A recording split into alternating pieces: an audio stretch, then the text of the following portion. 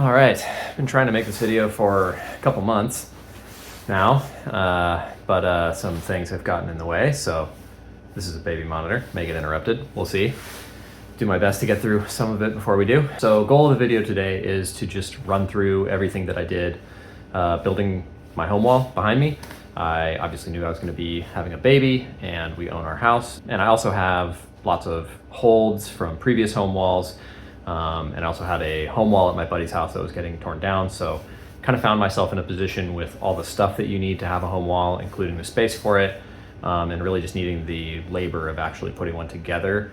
That was like the only obstacle between me and having one. So I knew off the bat there were a few things that I really wanted to do with this wall. So I'm gonna try to run through all those things in this video. It might be a little bit scattered. I have taken notes over time. But there's no clear structure to the video, so I'll try to put chapter markers and everything like that. I'm definitely going to run through the general construction of the board and like how it's laid out. I want to talk about holds a little bit, give my advice for setting up a home wall. Probably won't get into setting or problems or anything like that, but I do want to talk about the movement on the wall and how I wanted this wall to climb, because I think that was really important to me. And I think it's turned out pretty well, although obviously I won't know for sure until, you know, a year or two into the experiment and we see the effect that it's really had on like my outdoor climbing, where it kind of, you know, feels more real or feels more important to me. So with that all out of the way, let's get into it. It is a 47-degree overhanging board, not for any particular reason. I'm just a really bad carpenter. And so it was supposed to be 45. That's what this exact setup was at my buddy's house. So I used the same headers to attach at the ceiling, and I used the same system to attach it at the base. Things had to be like trimmed a little bit, but for the most part, like it worked right out of the box. It just, you know, for whatever reason came out a little bit steeper. I think woodworking is just, carpentry is just kind of like that when you're an amateur. So like most home walls, it just has a number of like beams going across vertically. I'll see if I can dig up a construction photo. And then it has like struts supporting in between, and then the panels are just attached on the front of that. I did already have T-nuts in these panels from previous walls. I think if I ever build another home wall after this, which I'm probably likely to, I'll just go all screw in. The T-nuts are really nice for resetting your wall, like doing a full reset all at once. Screws can be kind of annoying. Or like changing out one hold here and there. The T-nuts are kind of nice, but they do require some maintenance, and they require a lot of upfront labor. And they also are just a little bit more expensive than buying screws. With this wall, we went with the screw-in T-nuts. So like my buddy's wall that these panels are from was screw-in T-nuts. And I think those are a little bit better than the pound-in T-nuts. The pound-in T-nuts just require more maintenance. They're kind of crappy. But of course, the screw-in T-nuts require even more upfront labor, because, you know, for every T-nut on the board, you're gonna have to drill a hole, put the T-nut in, and then put in 3 screws, and they're Phillips head screws, and they're very small Phillips head screws. So it's quite laborious and annoying. If you've ever spent any time with a drill, you should know, you really just want to use star drive for everything. You never want to be using Phillips head screws. So if you're taking notes and you're thinking about getting a home wall, star drive for everything. Do not use Phillips head screws for anything. That might be a little bit basic for some people, but very important. And as far as width, maybe I'll just walk this around and show you. So the board is about just shy of 7 feet wide on the main panel.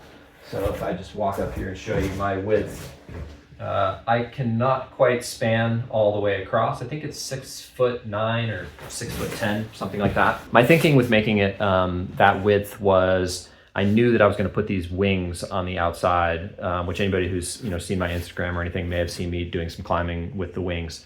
And with those wings, the board works out, if you do the math, it works out to be about 8 feet wide, which is the, you know, sort of standard home wall width. But like I'll get into in my advice for home walls later on, I think, you know, you should basically use as much space as you have. I just thought 8 feet was, you know, about as much as I could realistically fit in this space, just happened to be about that width. And I also knew that I was never gonna bother trying to do like a moon board or a tension board or anything like that. Once I had kind of decided that I was gonna do my own spray wall, So I just went all in and decided to make my board narrower and do the wings. So that's probably the next thing we should talk about is the wings. Unlike pretty much every other home wall I've ever seen, my board has 3 angles. So basically what I did is I built, pretty much a volume that runs the full side of the board here. So you can see it's kind of like a ret feature that runs all the way up the side of the board. And basically what that allows me to do is do much more three-dimensional, much more like body power type climbing than you're going to get out of the average home wall. Something that I really, really like about the TB2, the tension board, is it has a lot of 3D climbing and it's very outdoor feeling type board. It has a lot of like difficult feet and it has a lot of like crossing, a lot of compression, just a lot more directionality than just like pulling down on the holds and, standing on the feet and jumping, which is a little bit more that like Moonboard 2016, Moonboard 2019 type of movement. And I just wanted to take that same idea, like even, much, much further in the same direction. Because to me, as you can probably see looking behind me, I don't need that much space to do the kind of like crimp crawly, jump, big power, straightforward board climbing style. I've seen plenty of people do that kind of style and get good at it. I mean, there's so many boards in the UK where people are climbing in a cellar that's like 9 feet tall, if that, 8 feet tall, and doing plenty of that like crimping sort of front on power style. So I knew I didn't really need the width for that necessarily, and I just wasn't stressed about fitting that in. I've done a lot of my backfill with small crimps to like make that style possible. But the flip side is that you really can't get that body power and like leg first type climbing from a flat plane. You can do some of it, but it's just not the same. And not that many people have gotten a chance to climb on this wall in particular, but everybody who has agreed with me that it just changes the dynamic of the board to a really significant degree. I'm a big fan of the idea that terrain, the shape of the wall, is really what drives climbing skill and the technique that you need to use while you're climbing, much, much more than the shape of the holds that you're holding onto. And largely because the shape of the holds is going to be dictated by that terrain, and the way that you can grab the holds is going to be dictated by the terrain. So having these wings allows me to use, I have much, much worse holds on the wings than I could ever have on like the main flat plane of the board. And that right there is a pretty interesting thing to add to your board climbing, specifically like slopey holds. Just because they're around that corner, you can get a lot more leverage and they become functionally better in the sense that they're, you have more grip on them than you would if they were on the flat plane. But they're still really hard to hold onto and really quite bad. So other construction notes. The board does have a kicker. I want to say it's a 10-inch kicker. Really the only reason that I have the kicker is because it was already on the board when it was in situ at the other place that it was installed before. Not really a big fan of the kicker. It's fine. I think, again, future home walls probably won't have one. The kicker does let you, it does kind of bring the level down of the very beginning of the wall just a little bit, because that opening section, instead of being 45 plus degrees, it's going to wind up being 40 or 35 or something like that, which is kind of nice. Just it gives you a tiny, tiny bit of easier terrain if that's something that you're looking for. And then also you can put really bad footholds on the kicker and wind up smearing, but that's nothing that you can't do on the main body of the board as well. Okay, let's talk about hold selection and how I chose what holds to put on and how to set them up. So as you can see behind me, the wall is like pseudo symmetrical. That's kind of what I've been calling it. And that was actually pretty intentional. So the place that this board was before had a little bit of symmetry, like largely for aesthetic reasons. It's just like when you walk in and look at the wall, some of the main holds, which includes like these blue holds, the fat lip right there. We had those and we had them organized in a way that was symmetrical, and a couple other kind of key holds that were symmetrical, just to sort of give it like that character when you first saw it. But there weren't a ton of climbs that really utilized that symmetry. And one thing that I really, really like about mirror layout boards is they let you set twice as many climbs in the same amount of time. So I knew that I was gonna have a baby and that I was gonna be really busy with the baby and with work. And something that I wanted from a mirror board was just being able to set something or climb something on one side and then flip it right around and climb it on the other side. But I also love about spray layouts that they are chaotic, and it's kind of hard to predict what types of movement you can have. You can sort of make it up as you go. It's very it's very creative, and you can feed off of it if you're into setting routes. So I was like, why don't I just kind of merge those two things, and I can do, a lot of sort of the cornerstone holds are symmetrical. A lot of like most important holds on the board are symmetrical, but they're not always symmetrical the way the TB2 holds are, where it's like you have a left and a right version of the holds. So as an example, the fat lip right here on this side and the fat lip right here on this side, they're both from the same series, but they're totally different holds. So when you climb problems that go through them on either side, they are going to be ever so slightly different. And if you're, say grabbing this fat lip right here and moving to the one in the center versus if you're grabbing the one over here and moving to the one in the center, those moves are going to feel a little bit different, even though they're, quote, the same hold. So you get a little bit of variety. And where that gets actually a little more interesting is lots of the holds that are in symmetrical pairings are not actually the same holds at all. So you'll see like right here, I have a little green pinch, and right here I have a little green undercling. So if I set problems and sort of everything is the same side to side, but one of them goes through the pinch and one of them goes through the undercling, I'll wind up doing a totally different and like unpredictably different sequence. And what that allows me to do with my setting time is set something that I know is good and classic, and then I have this mirror variant that's like maybe completely different, sometimes awkward, but every once in a while very interesting and doable. And always it introduces just a little bit of like chaos and strangeness into my home wall setting, which is really, really, really useful if you have a home wall. So like one of the most important things you can do on a home wall is set a lot of problems and have a lot of people come over and set problems for you, because you just get in a rut with your own style. And so the pseudo symmetry really allowed me to kind of create some variability and like this unexpected sort of flavor from my home wall, which so far has turned out to be just really, really useful. So I'll set like a classic V5 on one side that flows like really well and everything's great, and it becomes like part of my sort of standard crop of problems I do. And then the mirror is like maybe a heinous like V8 that's kind of fucked up, and I have to do something that I just normally would not ever do. And that's actually a huge benefit. Thrashing a little bit. She's fine. We're fine. She's sleeping. You guys see her there? Sleeping? Making her little goat noises. Other thing about the holds that was really important to me was I am a fan of open hand grips. Oh, and actually I was going to make a note about this. Good lighting in your home wall setup. Very, very important. So I really wanted to have some legit open hand slopers on my home wall. So just so you get a sense of how hard this thing is, not a jug, definitely not an awful sloper, but a proper open hand hold that you really can't crimp, and you have to actually have a lot of that like wrist flexion shape and stay really strong through your hand and your forearm. That's super important to my climbing style, super important to have it on my home wall.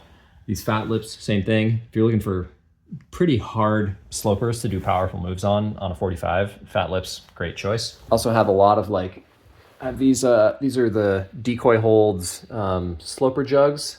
You can actually pinch some of them. Pretty sick holds. Also have a lot of open hand on the wings here. So I can actually show you behind the wing. It's really just like a volume that runs all the way up. You can kind of see there. Front facing camera, but you can kind of see the construction. It's just alternating 2x4s, nothing special. So I have like these wood holds that Rocco from Burrowwood Grips made me. I mean, this thing is like really bad, and it's Dual-Tex. So I got a bunch of those. These Dual-Tex holds from Ocelot, or some good open hand holds. Lots of classic Technic shapes. I'm a big Technic fan. Technic makes killer holds. On the note of Technic, so on edges, some of my favorite edge sets, got the Scarabs here. These are killer holds. Crickets, these things are killer holds. I forget what these are called, but there's some So in cuts that we actually got from like I think my wife got them from like a grab bag that was like, I think they were factory seconds, but they turned out to be some of the best holds on the wall. Other crimps I got on here. So got the classic E-Grips comfy crimps, one of the best crimp sets ever made.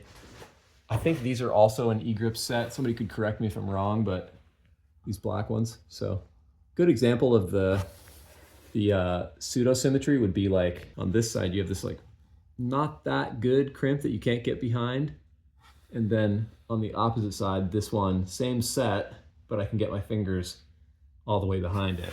So like that kind of thing right there just makes the problem climb totally different side to side, even though the sequence is probably going to be mostly the same. One other important thing on this board is I have lots of actual like jugs. I like having jugs. I like being able to warm up. I like being able to do long circuits, being able to do really big, powerful moves. One of the biggest reasons that I want to have a home wall is because I have a 6'2" wingspan, and when I go climb in the gym, I spend a lot of time, I do a lot of powerful moves in the gym, but I just don't spend that much time at my full span or like really jumping. Like there's like Cordo and paddle dynos and stuff, but not as much like jumping from jug to jug. But I do a lot of that outside. So it's something that I do want to be able to practice on my wall. All right, just to summarize the holds thing, a lot of variety. You want a lot of different sizes. You want different textures. I've got some real rock holds on here as well. You want all the different grips for sure. You want some grips that are full open, some grips that you're gonna need to crimp, some things that you have to pinch, some things that you need to drag can be helpful. I don't have my pockets on here, but that's probably the next thing that I'm gonna put up. And you just wanna make a good use of space. I still have a few holes that I wanna fill, but I wouldn't think about aesthetic holes. I would think about when you climb the board, where are your hands going really consistently, and try to find the places on the board that your hands aren't going and figure out what holds you might want to put there. I definitely have a few holds in mind that I need to change out because I'm just not utilizing that space as well as I could. But in the long run, no matter how you set your board up, you're gonna have your favorites and your sort of places that you come back to over and over, especially the really ergo holds that you just wanna tug on and move to. I think that's fine. I think that's normal. I wouldn't stress about that too much. That's just part of having a home wall. Okay, moving on to general advice for home walls. We are chugging along. She's made some goat noises, but she hasn't actually cried yet. I think my biggest piece of advice for a home wall is don't compromise. Just if this is something that you're gonna do, if you're gonna get a home wall with the goal of trying to improve your climbing, I don't think it should be a half measure. I don't think you should build a 6-foot tall wall in your living room. You know, a lot of people did that during COVID, but doing that during COVID really wasn't a compromise. It was actually the opposite. But now that it's not COVID and we all can be outside and use all our spaces and, you know, have room, yeah, just take up the space that you need to take up with it. And that may mean getting rid of some stuff in your garage or reorganizing your garage to make that space. And that brings me on to piece of advice number 2, which is the really, really important piece, but you want to keep your space very clean. I can't emphasize this enough. Like if you have a lifting space at your house, if you have a home wall at your house, do not let it become a storage area, and maybe even make it clear to the other people, as much as you can make it clear to those people, they may be kids or whatever, that those areas are, you know, they're built to do one thing. Like this is the climbing area. That's what it's for. It's not for storing stuff. So things don't go on the pads. Even extra pads don't go on the pads. When I'm gonna come out here to have a session or to lift some weights, I do not wanna have to mess with anything in order to do that, other than maybe moving the bench in and out depending on what exercise I'm doing. And that is super, super important when you're very time constrained. Okay. Other advice, I would try to make it as inviting and inclusive for everybody that might climb on it as you possibly can. So if you're gonna have a 45-degree angle plus board like this, and people are gonna climb on it who maybe are not like super strong or super experienced climbers, you're gonna wanna have some jugs on that board. And some people are probably gonna be excluded by a 45 board as it is. So that's something you really want to think about, is to like play to your audience. And if that's just you, I would do some serious thinking about who you are as the audience as well, and what sort of climbing you can tolerate.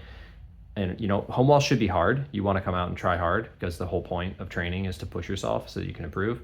But you don't want to get hurt on it, and you also don't want it to be so hard that your sessions can only be 30 or 40 minutes long and your fingers give out. It's nice to have some bigger holds and be able to do a little bit more climbing than that. If you're so time constrained that you can only do 30 or 40 minutes, that's fine. But if you find yourself with a free afternoon and you have a couple hours to play on it, might be nice to have some holds that actually let you do that. If you do go with a spray layout, my one piece of setting advice that I will drop here is you should set something every time you go to climb on the board. It should just be part of your warm-up or part of your habit. If I'm not having a particularly busy day and I come out to the garage for something else, I'll often like putter around and set a climb. Maybe I can do that because I've been setting for a long time, so I can do it a little bit faster. But it's still something that I do. I put this board up in late July, I think, or early August. It's now end of December, so 4 or 5 months. And I've got, I think, 150 climbs in the app. Maybe half of those, 75 of those or so, are like things that I have climbed and can climb regularly, and the other 75 are either projects that I'm working on or projects that are wildly aspirational, but more stuff than I can really shake a stick at, for sure. And I think that's kind of how you want it to be. You want to remove barriers for yourself. So if you have a home wall, don't run out of problems to climb on it. And when it comes to setting your holds up, if you're having a hard time making interesting movement, just turn more of your holds to the side. Don't have everything be a down pull. I think there are areas and types of climbing where there's just lots of down pulling holds, but that's what hangboards are for, man. Like, twist some of the holds to the side, do some Gastons, do some compression, do some underclings. That's where you get those really interesting and cool and 3D movements, and you'll learn more about climbing technique that way, even though a board is just a flat plane. All right, I think that's about it right now for advice. Maybe I'll do like a board AMA on Instagram or something. Thanks for watching. Peace out, everybody. Hope your winter is going well.